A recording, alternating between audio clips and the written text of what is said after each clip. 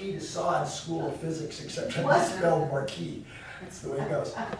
Anyway, you lay this down, then you put a cinder block on top, and then somebody comes up with a sledgehammer and smashes the cinder block. And the idea was, back when this first became popular, because it was something that people were doing in university, the idea was that all the energy would go into breaking the cinder block, so it wouldn't drive the nails into you. Except, it turns out, that's not true.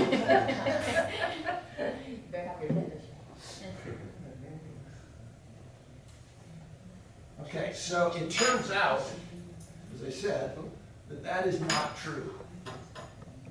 Which is why I stopped doing the demonstration. Because it wasn't proving what it was supposed to be proving. Come on. You're going to show us a traumatic image? Okay, so this was me like 100 years ago. I'm lying on a bed of nails. There actually is a Poly alum and current Poly parent in this video. I'm not going to show it because we don't have the time. And so basically what they're about to do is they're going to go ahead and put the other bed on top. Right.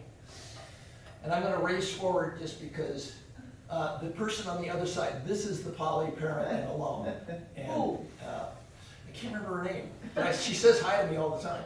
Anyway, so if you go ahead, there's the block, put the cinder block on, get it oriented right. Okay, so remember I said that all the power is going to go into breaking the block? Well, watch. I don't like it at all. Watch. Who's brave enough to do it? Watch, watch, watch. Oh, I got into Yale. Oh my God. I don't like it at all. He missed the block. It hit the tabletop thing, or it hit the board. At which time I realized there's no difference between having the block crash and just hitting the board straight away. It felt exactly the same, which is what made me realize, okay, well, what's really going on is you just have a lot of surface area. There are a whole lot of points that are in contact with you. If there were only 2 or 3, you'd be in big trouble, but that's not the case. Anyway, Look at so, him. You're so young. Now it looks like Greg, what year was this? oh, it was 100 years ago. I don't know. well, video was invented, so I taught forensics there. there were video Oh my God. cameras. Okay, so I have 2 more things. The first has to do with a story. I like to tell stories with my stuff. And so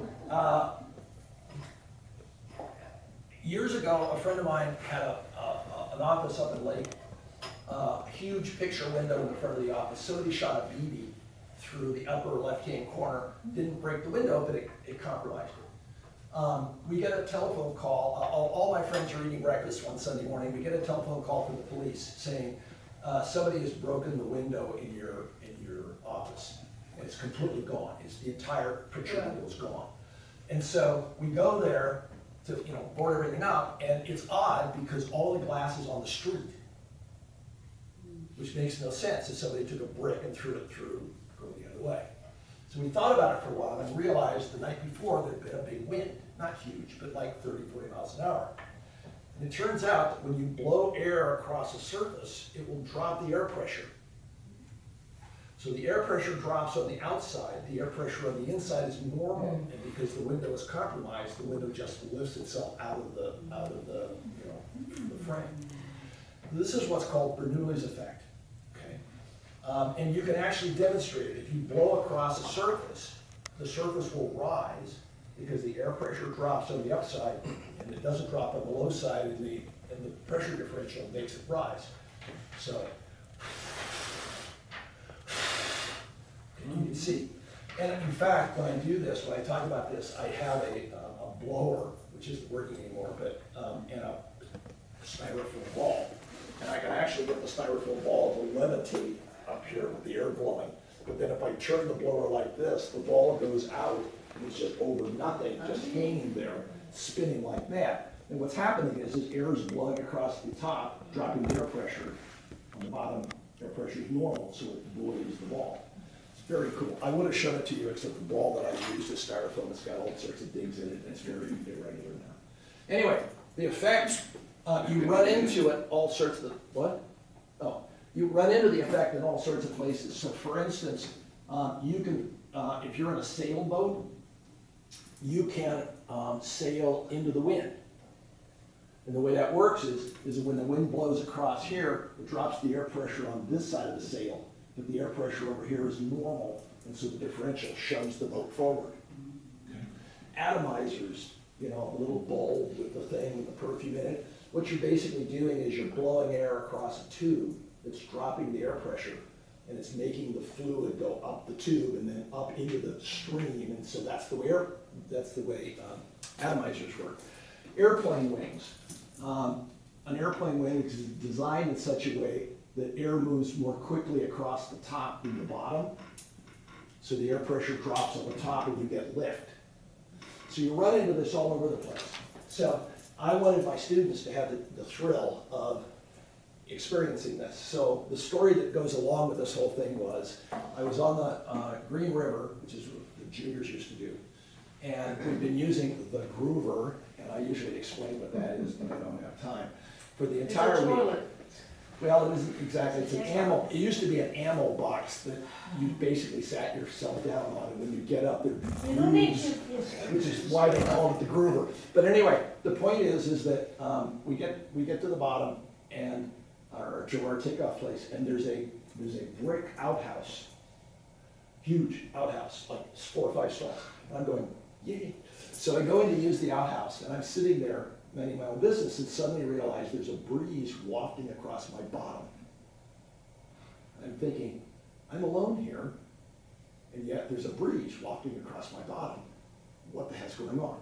So I thought about it for a while, and it dawned on me what was actually happening.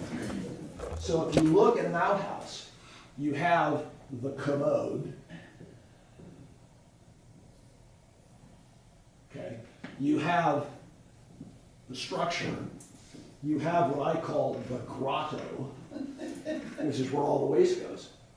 And when people first started messing with these things, they realized that there was a problem. And the problem is that waste tends to generate methane.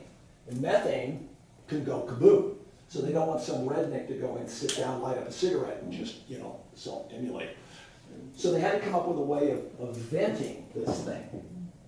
So the way they vented it was they put a tube down in like so. And when air blows across the tube, it drops the air pressure. Air pressure down here is normal, so the flow goes up. It goes from high pressure to low, and it vents the bottom area. But the problem is that you need some way of replacing that air. So where's it going to come from? Well, it comes in,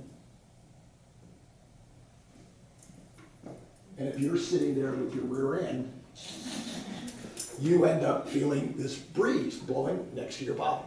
And so I point this out to my seniors because I tell them, you're going to go to the Kern River, senior trip, they use outhouses, it's usually windy in the afternoon, there's a very good chance that you will experience Bernoulli's effect at some point in time during the trip. And if you do, I expect that you go out and tell your friends all about it, and additionally explain to them what's actually going on, as a consequence of Bernoulli's effect. Okay, so the last thing I got is actually this thing, which I built years and years and years ago.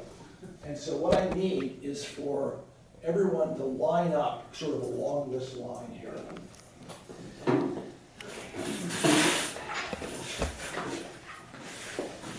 I might add, you have to leave because you got a class. Okay. Participate of your main English.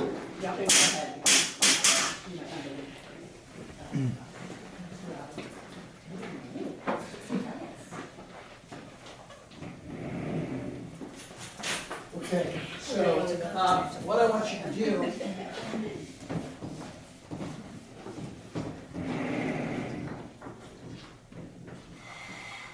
all I want you to do is to walk up. You have to walk straight. You can't look at it sideways. All I want you to do is walk up and just dink the spring. Yeah, don't put your hand in. Just go to where the spring is and dink it. So just go dink the spring.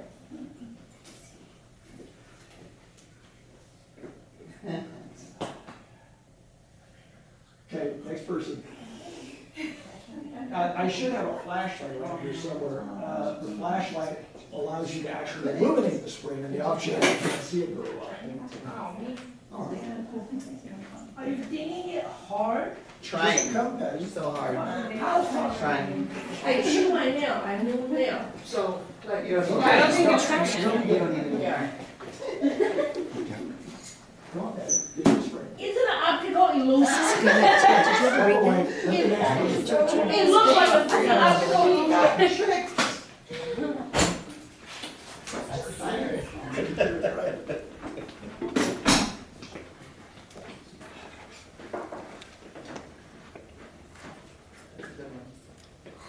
Okay, so the deal is that in a normal, like a bathroom mirror, you look in the mirror, the image is behind the mirror. Yes. With a spherical mirror, the image is in front of the mirror. So what I've done is I have built a landing with a spring down here and the door part's up here, and the image of this thing is imaging itself up here. So what you're basically seeing is a mirror image of this thing. And if I could find the flashlight, if you flash the flashlight on it, the light comes in, it hits, it goes down, it illuminates the spring, it comes back, and it looks like you're lighting up the spring, like you'd expect. Anyway, it's a consequence of the spherical mirror. We are basically the only high school in the country that has one of these things, because it's a lighthouse mirror.